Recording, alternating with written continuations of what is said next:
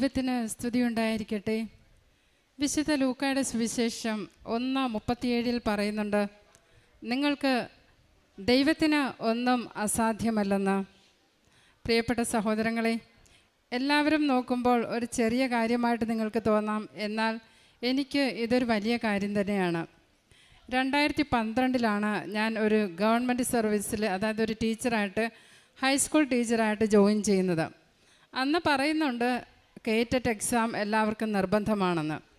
ആദ്യത്തെ എക്സാം ഞാൻ എഴുതാൻ പോയപ്പോൾ അവിടെ കൂടെ ഉണ്ടായിരുന്നവരൊക്കെ പറഞ്ഞ് 2012 കയറിയവർക്ക് വേണ്ട, 13 തൊട്ട് മതിയെന്ന്. ഞാൻ 2012 തൊട്ട് എഴുതുന്നുണ്ടെങ്കിൽ അത് കാര്യമാക്കിയില്ല. പക്ഷെ 19 ആയ സമയത്ത് ഞങ്ങളുടെ ഇൻക്രിമെൻറ്റ് തടയാൻ തുടങ്ങി. ഇൻക്രിമെൻറ്റ് തടയുകയും വീണ്ടും എക്സാമിൻ്റെ ഒരു സീരിയസ്നെസ് കയറുകയും ചെയ്ത് അന്നും ഞാൻ എഴുതാൻ പോകുന്നുണ്ട്. 21 ഞാൻ ഉടമ്പടി എടുക്കുന്നുണ്ട്. 18 മുതൽ ഞാനിവിടെ എപ്പോഴും നിത്യസന്ദർശകയാണ്, മാതാവിൻ്റെ കൂടെയാണ് എപ്പോഴും യാത്ര ചെയ്യുന്നത്. 2021 ഞാനിവിടെ വന്ന് ഉടമ്പടി എടുത്തപ്പോഴും എൻ്റെ കാര്യം ഞാൻ ഏറ്റവും അവസാനമായിട്ടാണ് വയ്ക്കുന്നത്. പിന്നെ ഇത് കേട്ടിട്ട് എനിക്കെല്ലാം അറിയാമല്ലോ, ഞാൻ പഠിപ്പിക്കുന്ന കുട്ടികൾക്കൊക്കെ ഫുൾ A+ കിട്ടുന്നത് കൊണ്ട് സബ്ജക്റ്റൊക്കെ എനിക്കറിയാം. പിന്നെ ഉടമ്പടിയിൽ സാക്ഷ്യം പറയണം എന്നുള്ള ഒരു ചിന്ത എനിക്ക് വന്നിട്ടില്ല, പറയാനൊരു വിഷമമായിട്ടാണ് ഞാൻ കണ്ടിരുന്നത്. പക്ഷേ 2023 ആയപ്പം, 19 ആയപ്പോൾ ഇൻക്രിമെൻ്റ് തടഞ്ഞ് 23 ആയപ്പം ലാസ്റ്റ് ചാൻസ് എന്ന് പറഞ്ഞ് 23 മെയ് മാസം ഞാൻ എക്സാം എഴുതാൻ പോകുമ്പോൾ ഞാൻ നന്നായിട്ട് പ്രിപ്പയർ ചെയ്ത് എപ്പോഴും സാക്ഷ്യം കേൾക്കും, ബൈബിൾ വായിക്കും, കുമ്പസാരം, ഇതെല്ലാം ഞങ്ങൾക്കുള്ളതാണ്. എങ്കിലും മാതാവിനോടുള്ള ഉടമ്പടിയിൽ കൂടുതൽ തീക്ഷ്ണമായിട്ടാണ് എല്ലാം ചെയ്തിരുന്നത്. 23 എക്സാം എഴുതാൻ പോയി. റിസൾട്ട് വന്ന സമയത്ത് എനിക്കറിയാം കട്ട് ഓഫ് മാർക്കിനേക്കാളും കൂടുതൽ മാർക്കാണ് ഞാൻ കണ്ടത്. പക്ഷേ റിസൾട്ട് വന്ന് ഞാൻ 6 മണിയായപ്പോൾ സ്കൂളിൽ നിന്ന് വരുന്ന സമയത്ത് സിസ്റ്റേഴ്സ് പറഞ്ഞിങ്ങനെ, റിസൾട്ട് വന്നിട്ടുണ്ട് സിസ്റ്റർ, നോക്ക്, നമുക്ക് ചിലവ് നടത്തണമെന്ന്.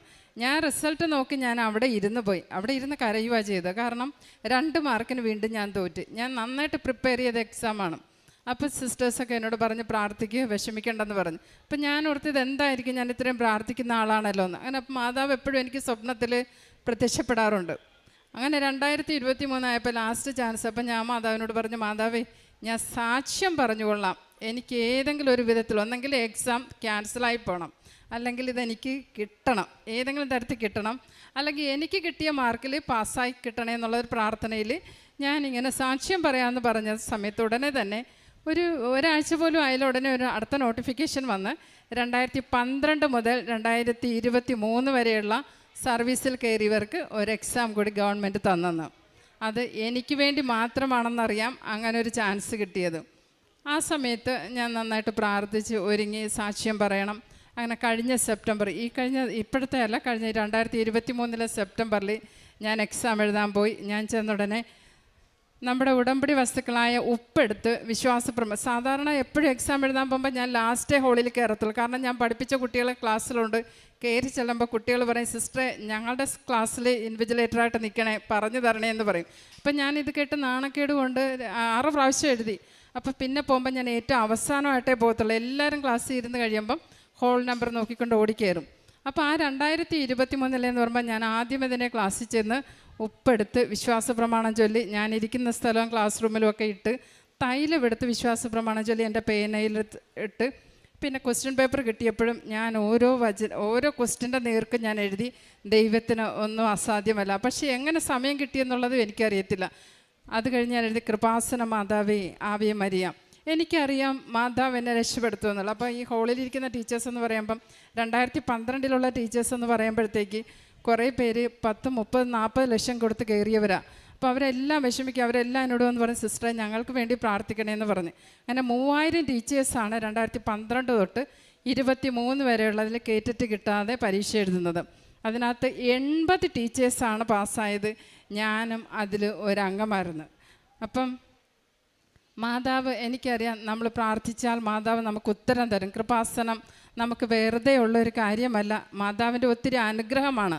മാതാവിനെ വിളിക്കേണ്ടതുപോലെ വിളിച്ചാൽ മാതാവ് തീർച്ചയായിട്ടും, കാരണം ഞാൻ ആർക്കൊക്കെ വേണ്ടി പ്രാർത്ഥിച്ചാലും മാതാവ് എനിക്ക് ഉത്തരം തന്നിട്ടുണ്ട്. പക്ഷേ എൻ്റെ കാര്യത്തിൽ ഉടമ്പടി എടുക്കാമെന്ന് ഞാൻ ഒരിക്കലും പറഞ്ഞിട്ടില്ല. രണ്ടാമത്തെ ഒരു കാര്യം എന്ന് പറയുമ്പോൾ, എൻ്റെ ക്ലാസ്സിൽ നമുക്കറിയാം 42 കുട്ടികളാണ് 10ാം ക്ലാസ്സിലുള്ളത്. ആ 42, കഴിഞ്ഞ പ്രാവശ്യം 44 കുട്ടികളായിരുന്നു.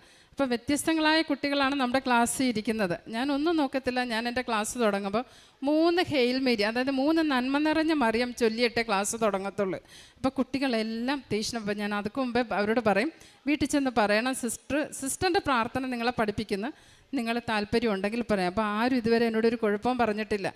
പേരൻസ് ആണെങ്കിലും പറയും, സിസ്റ്ററെ ഇവൾ പഠിക്കാൻ വേണ്ടി സിസ്റ്റർ എന്തെങ്കിലും ചെയ്തു തരണേന്ന് പറയും. ഞാൻ കൃപാസന മാതാവിൻ്റെ ഉപ്പ് കൊടുത്തിട്ട് പറയും, നിങ്ങൾ ഇത് വെച്ച് പ്രാർത്ഥിച്ച് രാത്രി ഉറങ്ങുന്നതിന് മുമ്പ്, പഠിക്കുന്നതിന് മുൻപ് ഇത് ഒരു തുള്ളി കഴിച്ചിട്ട് പഠിച്ചാൽ മതി, നിങ്ങൾക്ക് കിട്ടുമെന്ന്. അതുപോലെ തന്നെ തേനും ഉപ്പ് ഞാൻ എല്ലാ ക്ലാസ്സിലെ കുട്ടികൾക്കൊക്കെ കൊടുത്തിട്ട് ഞാൻ പറയും, നിങ്ങൾ ഇത് വെച്ച് പ്രാർത്ഥിച്ച് എന്തെങ്കിലും അസുഖങ്ങൾ വന്ന് പറയുമ്പോൾ ഉപ്പെടുത്ത് കൊടുക്കും. കൃപാസന മാതാവേ ആവേ മരിയ എന്ന് പറയും. കൃപാസനത്തിൻ്റെ മാതാവിൻ്റെ പ്രാർത്ഥന പ്രത്യേകം ഞാൻ അച്ചടിച്ച് സ്കൂളിലെ കുട്ടികൾക്കെല്ലാം കൊടുക്കും. കുട്ടികളെല്ലാവരും നല്ല റിസൾട്ടോടു കൂടിയാണ് ഇതുവരെ പാസ്സായത്. എനിക്കറിയാം ഇനിയും മാതാവ് എൻ്റെ കുഞ്ഞുങ്ങളെ അനുഗ്രഹിക്കുമെന്ന്. പിന്നെ ഞാൻ ചെയ്യുന്ന ചാരിറ്റി എന്ന് പറയുന്നത്, ക്ലാസ്സിൽ പഠിക്കാൻ ബുദ്ധിമുട്ടുള്ള കുട്ടികളെ പ്രത്യേകം വിളിച്ച് കാണുകയും അവർക്ക് പ്രത്യേകം നോട്ട്സ് എടുത്ത് കൊടുക്കും. പിന്നെ ഒത്തിരി കുട്ടികൾ വിശന്നിട്ടൊക്കെയാണ് ക്ലാസ്സിൽ വരുന്നത്. അപ്പോൾ അവർക്ക് വേണ്ടി ആരോടെങ്കിലുമൊക്കെ എന്തെങ്കിലുമൊക്കെ പറഞ്ഞ് സ്നാക്സൊക്കെ കൊടുത്ത് ക്ലാസ്സിലെ കുഞ്ഞുങ്ങളെ, സ്കൂളിലെ കുട്ടികൾക്ക് എല്ലാവർക്കും അത് ചെയ്യാറുണ്ട്. ക്ലാസ്സിലെ കുട്ടികൾക്കാണെങ്കിലും നോട്ട്സ് എടുത്ത് കൊടുക്കാൻ, അവരുടെ ഫീസിൻ്റെ കാര്യങ്ങളും എല്ലാം ഞാൻ നോക്കും.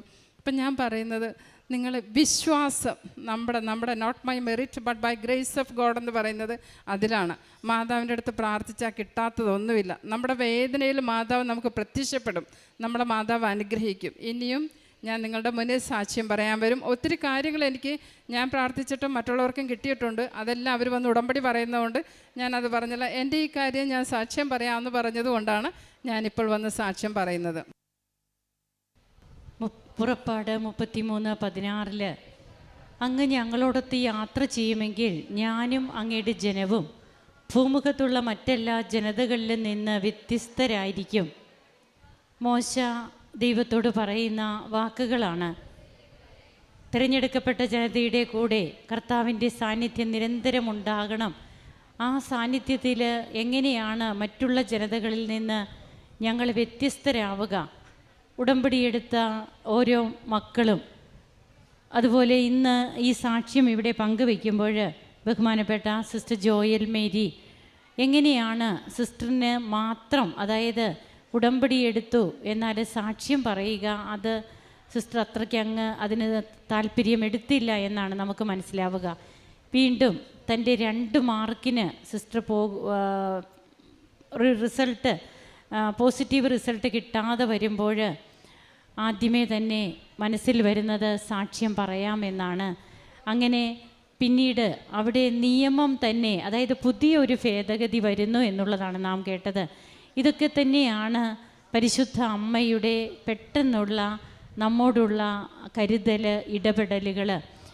അവിടെ ആ സാഹചര്യം സിസ്റ്റിന് വേണ്ടിയിട്ട് മാത്രം സൃഷ്ടിക്കപ്പെട്ടു എന്നുള്ള രീതിയിലാണ് സിസ്റ്റിന് മനസ്സിലാകുന്നത്. അങ്ങനെ 3000 പേരോളമുള്ള ആ കാൻഡിഡേറ്റ്സ് ഉള്ളപ്പോൾ അതിൽ നിന്ന് 80 പേരെ സെലക്ട് ചെയ്യുന്നു. ആ 80 പേരിൽ ഒരാളായി താനും എണ്ണപ്പെട്ടു. അപ്പോൾ ഇവിടെയൊക്കെ ഇത് ആദ്യത്തെ സാക്ഷ്യമൊന്നുമല്ല, ഇങ്ങനെ എത്രയോ സാക്ഷ്യങ്ങൾ നമുക്ക് യൂട്യൂബിലുണ്ട്. അപ്പോൾ കേറ്ററ്റ് എക്സാമാണ്, തൻ്റെ പ്രൊഫഷനുമായിട്ട് ബന്ധപ്പെട്ട കാര്യമാണ്. ഇൻക്രിമെൻറ്റിൻ്റെ കാര്യത്തിലൊക്കെ വ്യത്യാസങ്ങൾ വരും എന്ന് കാണുമ്പോഴാണ് കേറ്ററ്റ് എക്സാം സിസ്റ്റർ സീരിയസ് ആയിട്ട് എടുക്കുന്നത് തന്നെ. താൻ തന്നെ പഠിപ്പിച്ച കുട്ടികൾ അവരോടൊത്ത് പോയി പരീക്ഷ എഴുതേണ്ട സാഹചര്യം, അപ്പോഴതൊക്കെ തന്നെ സംബന്ധിച്ചിടത്തോളം ഒത്തിരി ബുദ്ധിമുട്ടായിരുന്നു. എന്നാൽ അവിടെയും ഈശോയ്ക്ക് സാക്ഷ്യം വഹിക്കുവാനായിട്ട് സിസ്റ്റർ ആ അവസരവും എടുക്കുന്നു. തൻ്റെ ടീച്ചിങ് പ്രൊഫഷനിൽ തന്നെ കുഞ്ഞുങ്ങളെ എങ്ങനെയാണ് കരുതുന്നത്, അവർക്ക് വേണ്ടി തനിക്ക് ചെയ്യാൻ പറ്റുന്ന കാര്യങ്ങളൊക്കെ എങ്ങനെ ആ മക്കൾക്ക് വേണ്ടി ചെയ്യുന്നു, ആ മക്കളിൽ എങ്ങനെയാണ് ഈശോയെ വളർത്തിയെടുക്കാനായിട്ട് ബഹുമാനപ്പെട്ട സിസ്റ്ററിന് സാധിക്കുന്നത്. അങ്ങനെ ഇന്ന് കേറ്ററ്റൊക്കെ തനിക്ക് ലഭിച്ചതിൻ്റെ സന്തോഷം സിസ്റ്റർ അൾത്താരയിൽ പങ്കുവയ്ക്കുമ്പോൾ നമുക്കും കരങ്ങളടിച്ച് ഈശോയ്ക്കും അമ്മയ്ക്കും നന്ദി പറയാം. യേശുവേ നന്ദി, യേശുവേ സ്തുതി, യേശുവേ ആരാധന. പിന്നെ കൃപാസനത്തിൻ്റെ പത്രം ഞങ്ങൾ വാങ്ങിക്കും. 30 എണ്ണമൊക്കെ ഒരുമിച്ച് എടുത്തുകൊണ്ട് പോകും. ഞങ്ങൾ കൊട്ടിയം ബസ് സ്റ്റോപ്പിൽ, ഞാൻ കൊല്ലത്തു നിന്നാണ് വരുന്നത്, FH കോൺഗ്രേഷനിലെ ഒരു സിസ്റ്ററാണ്. അപ്പോൾ കൊട്ടിയം ബസ് സ്റ്റോപ്പിൽ നിന്നുകൊണ്ട് ഞങ്ങളുടെ മഹജനിലും ഞാനും വേറൊരു സിസ്റ്ററും കൊടുക്കും. അപ്പം ഞാനാണെങ്കിൽ പൊക്കമുള്ളത് കൊണ്ട് ബസ്സിലിരിക്കുന്നവർക്ക് കൈയെത്തിച്ച് കൊടുക്കുക ചെയ്യുന്നത്.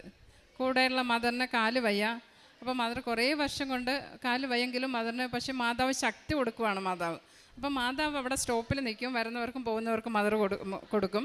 ഞാനാണെങ്കിൽ ട്രാൻസ്പോർട്ട് ബസ്സിലും പ്രൈവറ്റ് ബസ്സിലൊക്കെ യാത്ര ചെയ്യുന്നവർക്ക് സൂപ്പർ ഫാസ്റ്റ് വരുമ്പം ഞാൻ കൈ എത്തിച്ച് കൊടുക്കും. അപ്പോൾ ചിലർ വേണ്ടെന്ന് പറയും, പക്ഷെ നമുക്ക് വിഷമം തോന്നത്തില്ല.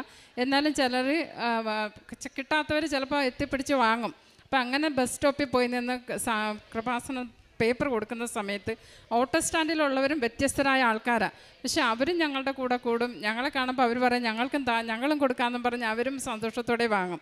അപ്പം മാതാവ് എല്ലാവർക്കും അത്ഭുതങ്ങൾ നടത്തും. സഞ്ചരിച്ചു കൊണ്ടിരിക്കുകയാണ്. സഞ്ചാരി മാതാവാണ്. നമ്മളോടൊപ്പം മാതാവ് സഞ്ചരിക്കുന്നുണ്ട്.